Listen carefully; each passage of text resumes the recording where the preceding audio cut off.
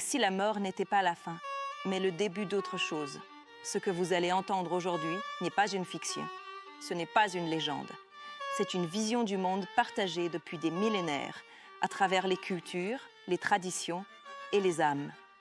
La réincarnation, pas simplement renaître, mais évoluer, grandir, apprendre vie après vie.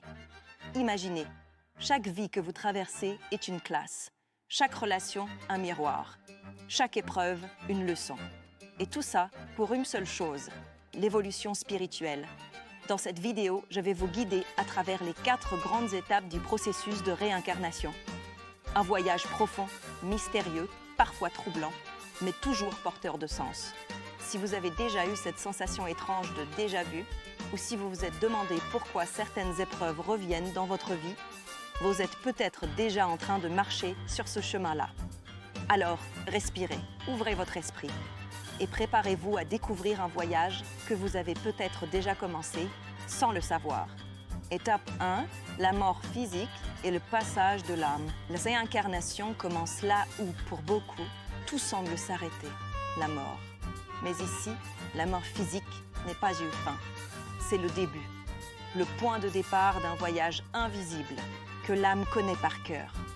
Quand le corps s'éteint, l'âme, elle, continue. Elle se détache, doucement, parfois comme un souffle qui quitte la peau. Et pour certains, ce moment est limpide, un flottement, une vision d'eux-mêmes vue d'en haut, comme s'ils regardaient un film dont ils sont encore le héros. Ce moment de transition, c'est la première étape, le point de séparation entre le monde matériel et l'invisible.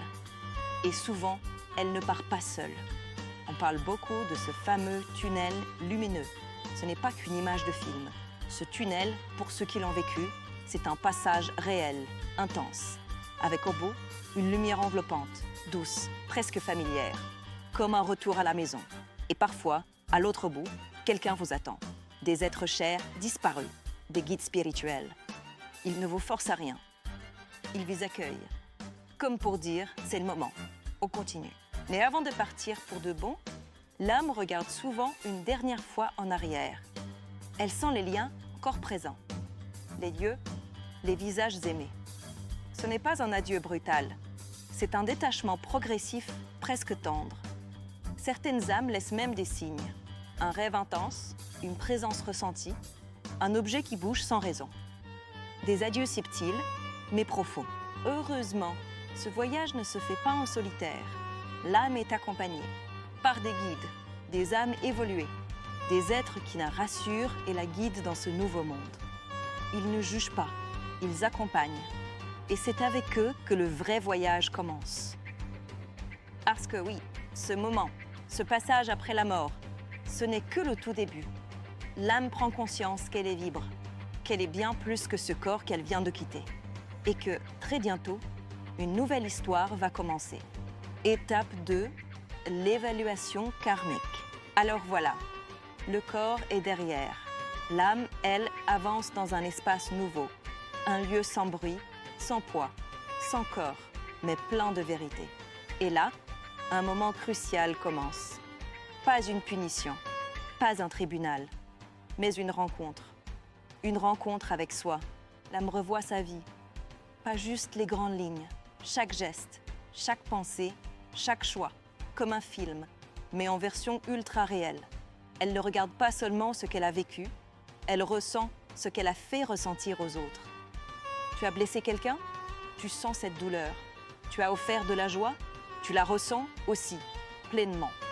C'est une leçon d'empathie, une expérience de lucidité totale. Mais attention, ce n'est pas là pour condamner. Ce n'est pas un jugement, c'est une prise de conscience.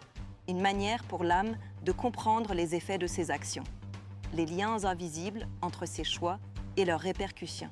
C'est le karma, dans sa forme la plus pure. Le karma, ce n'est pas une punition divine, c'est une loi, cause et effet. Ce que tu sèmes, tu le récoltes. Pas toujours dans la même vie, mais toujours un jour ou l'autre. Et l'âme, dans cet espace, voit toute la chaîne. Elle comprend pourquoi certaines choses lui sont arrivées, pourquoi certains visages sont apparus dans sa vie, pourquoi certains défis ont été nécessaires. Elle est parfois bouleversée, mais surtout, elle apprend. Et dans cette salle d'évaluation invisible, elle n'est pas seule. Des guides spirituels sont là. Ils ne jugent pas non plus. Ils aident à comprendre.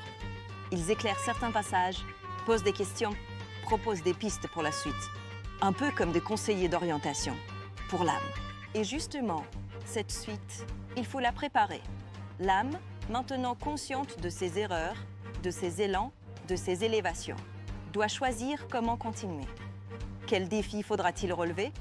Quelles leçons faudra-t-il recommencer? Quelles relations faudra-t-il retisser? Cette étape, c'est le grand nettoyage intérieur. Pas pour tout effacer, mais pour guérir, pour lâcher les regrets, pour transformer l'expérience en sagesse. Et petit à petit, l'âme se détache, prête à entrer dans la prochaine phase. Étape 3. La pause entre deux vies. Après le grand face-à-face karmique, l'âme ne se réincarne pas tout de suite. Elle ne repart pas au combat directement. Elle respire. Bienvenue dans la pause entre deux vies. C'est une sorte de havre, un lieu, ou plutôt un état d'être, où il n'y a ni bruit, ni urgence. Seulement le calme, la paix et la clarté. Certains appellent ça le monde des âmes. D'autres, le jardin céleste. Peu importe le nom, l'essence est la même. Repos, guérison, préparation. L'âme s'y régénère. Elle libère les tensions, les blessures, les poids émotionnels. Parce que même une âme, ça peut être fatigué. Chaque vie terrestre laisse des traces, des douleurs, des regrets, des attachements. Et ici, l'âme les dépose. Comme si elle passait dans un grand spa spirituel, un espace de nettoyage profond où elle peut enfin se délester de ce qui l'alourdissait. Mais cette pause n'est pas une solitude. Autour d'elle, il y a d'autres âmes, des proches, des guides, des êtres chers qu'elle a peut-être connus dans d'autres vies. Si parfois un moment de retrouvailles, de réconfort, d'amour profond et surtout de compréhension partagée. Avec l'aide de ses guides, l'âme réfléchit à la suite. Elle planifie sa prochaine incarnation. Quels défis affronter? Quelles leçons travailler? Quelles qualités développer? Rien n'est imposé, mais le karma oriente fortement les choix. C'est comme planifier une grande mission, avec des objectifs précis, des situations à rencontrer, des âmes à recroiser. Et même si l'âme ne se souviendra pas consciemment de tout ça une fois incarnée, tout est déjà en place, en coulisses. Pendant cette pause, l'âme guérit aussi ses blessures les plus anciennes, celles qui ne viennent pas seulement de la dernière vie, mais peut-être de plusieurs incarnations passées. C'est une vraie réparation spirituelle, un soin de l'âme en profondeur. Et puis, un jour, l'instant vient, celui du grand saut.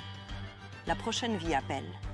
Alors, l'âme se lève, régénérée, allégée et prête à recommencer. Étape 4, la renaissance et le retour sur Terre. Le repos est terminé. La guérison est faite. Les décisions sont prises. Maintenant, c'est l'heure du retour. L'âme va renaître. Mais attention, ce n'est pas un retour au hasard.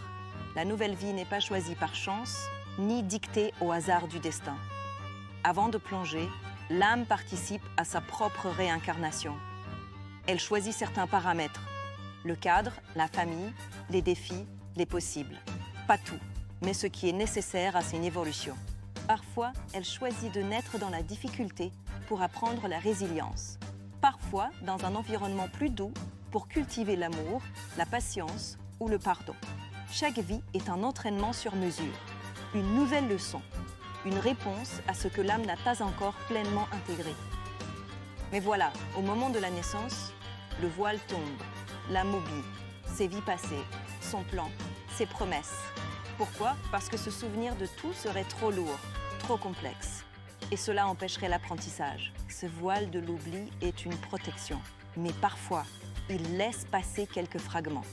Un talent inné, une phobie inexpliquée, une attirance ou un rejet sans raison logique.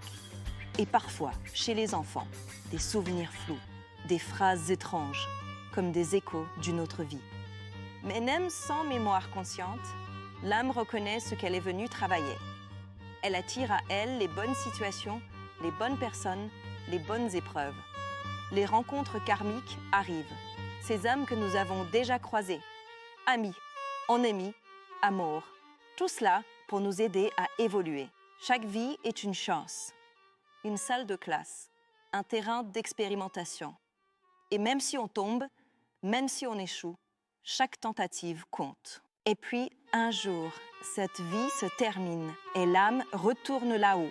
Elle refait le bilan, elle se repose et elle revient, encore et encore, jusqu'à ce qu'elle soit prête à ne plus revenir du tout.